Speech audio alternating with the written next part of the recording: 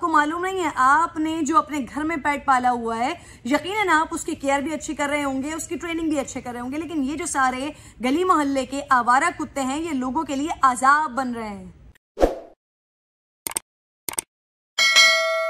अस्सलाम वालेकुम, आप देख रहे हैं द किरण नाज शो। मैं हूं किरण नाज।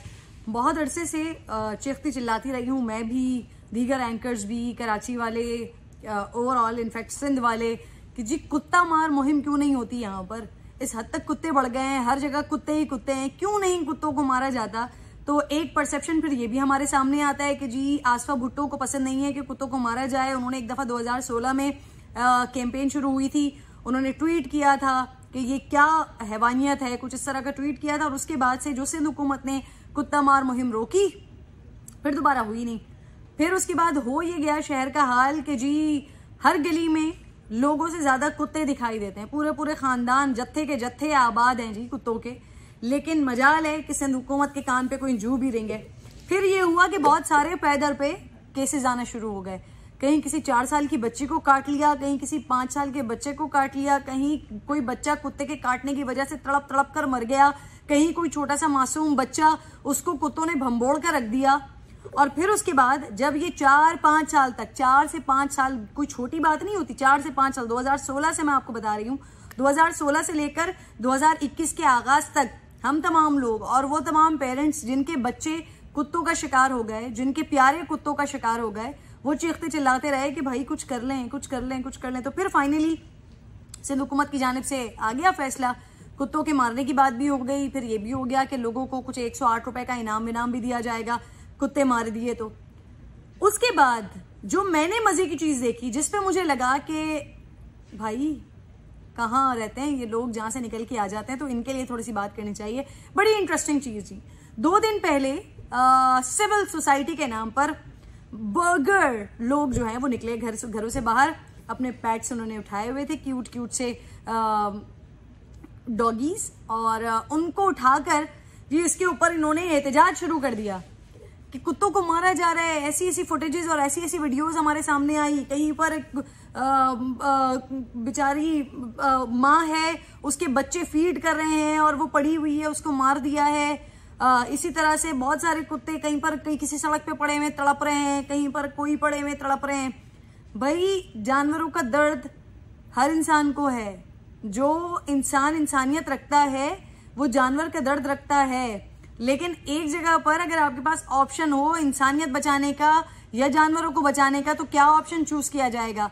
इंसान को बचाएंगे या जानवर को बचाएंगे? वो जानवर जो इस हद तक हैवान हो चुका है, जो बच्चों को आते जाते खा रहा है, काट रहा है, जो लोगों को आते जाते तंग कर रहा है, काट रहा है, उन पे हमला कर रहा है, उसकी वजह से लोग बीमार हो रहे हैं, उसकी वजह से लोगों को वैक्सीनेशन नहीं मिल रही है, लोगों की जानें जा रही हैं।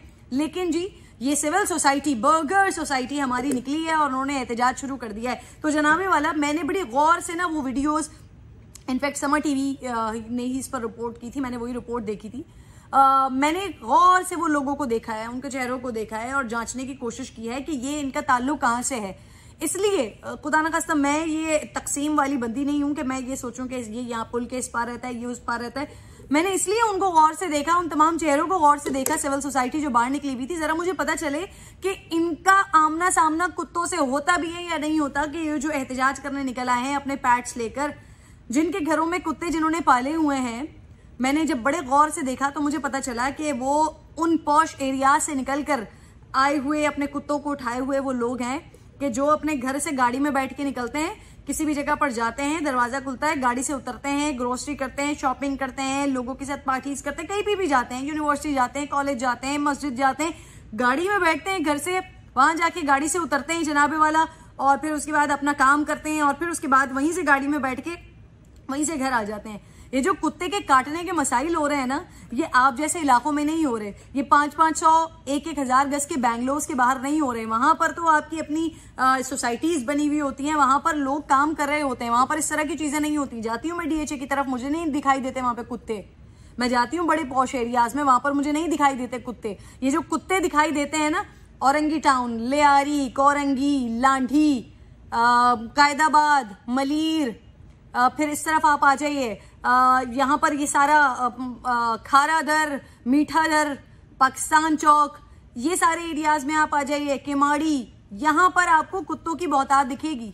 लोगों से ज्यादा, इंसानों से ज्यादा कुत्ते दिखेंगे। रात के वक्त अगर आप किसी इलाके में चले जाएं तो वहां पर आपको एक खौफ लगता है, आपको लगता है आप कुत्तों के जंगल में आ गए, इतने कुत्ते ही कुत्ते हो गए। और वहां पर आप अपने पेट्स को उठाकर आ गए हैं और ये कह रहे हैं कि हुकूमत को चाहिए कि इनके लिए कोई इंतजाम करे, इनके शेल्टर का कोई इंतजाम करे। जनाबे वाला, शेल्टर के इंतजाम की बात वहां की जाती है, उन लोगों से की जाती है कि जहां पर इंसानों की हालत बेहतर हो।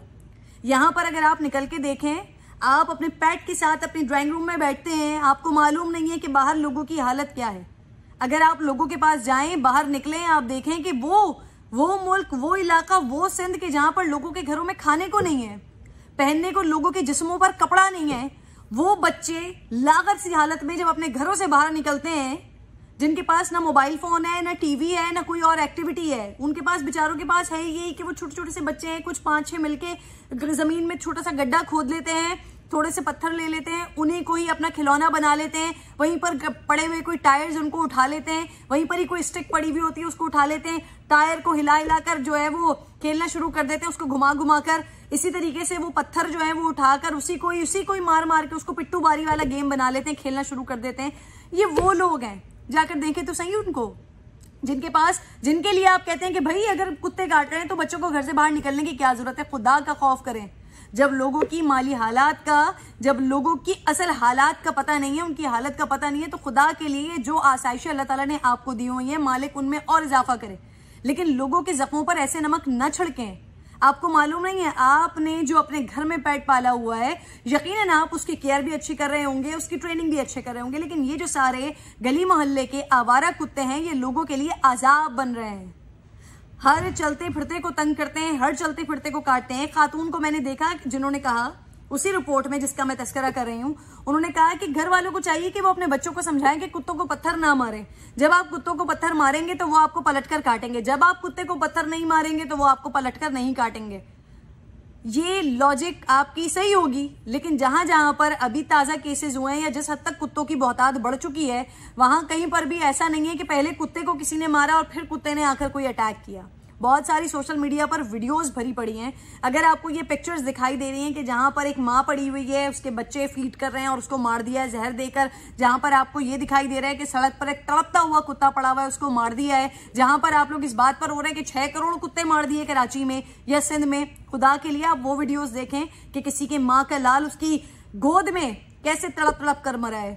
खुदा के लिए आप वो वीडियो देखें कि 3 बच्चियों का बाप किस तरह तड़प तड़प कर रेबीज की वजह से अस्पताल में मरा है।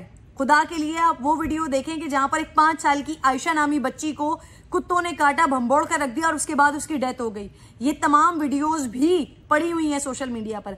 आपका जो मुतालबा है वो इस सूरत में माना जा सकता था, इस सूरत में काबिल कबूल यकीनन होता कि वो भी अल्लाह की बनाई हुई एक मखलूक है, कि जब यहाँ पर इंसानों के हुकूक पूरे हो रहे होते, इंसानों को उनका हक मिल रहा होता, इंसानों को यहाँ पर रोटी मिल रही होती, इंसानों को कपड़ा मिल रहा होता, उनको तमाम फैसिलिटीज मिल रही होती, उनको साफ पानी मिल रहा होता, तब यकीनन आपकी ये बात बिल्कुल दुरुस्त होती कि ये जो जानवर हैं ये भी अल्लाह की बनाई हुई मखलूक है, इनकी जिम्मेदारी हुकूमत पर है कि इनके लिए कोई शेल्टर फराहम करे, उनको इस तरह से ना मारा जाए। लेकिन जब आपके पास 2 ही ऑप्शन मौजूद हो कि या आप इंसान बचा लें या फिर आप हैवान बचा लें, तो फिर मजबूरी होती है हैवान को मारना पड़ता है। तो वो तमाम लोग जो अपने आप को बर्गर सिविल सोसाइटी है, वो प्लीज जरा अपने दायरे से बाहर निकलकर कुछ सोचा करें, अपने दायरे से बाहर निकलकर चीजों को परखने की कोशिश करें, जानने की कोशिश करें कि लोगों को क्या मसाइल हैं। आपका 60, 70, 80 लोगों का जत्था अपने पैट्स को उठाकर अगर आ गया है इस मुहिम को रुकवाने के लिए कि जी कुत्ता मार मुहिम बंद की जाए, तो आप एक काम करें,